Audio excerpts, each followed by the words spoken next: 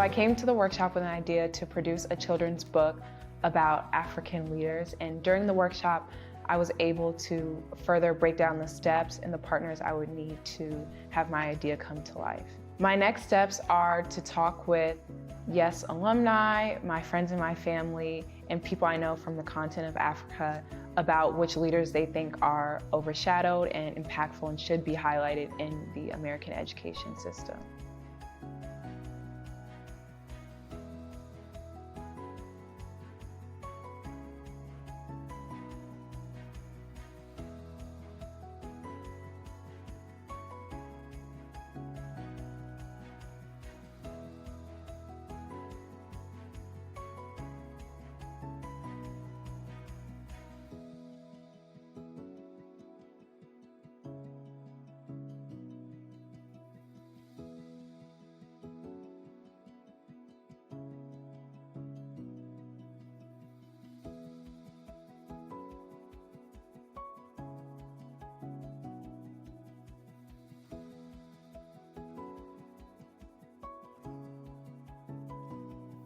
Hello, my name is Mohammed Al-Ghamri. I'm from Morocco, and I was hosted in Illinois, Chicago.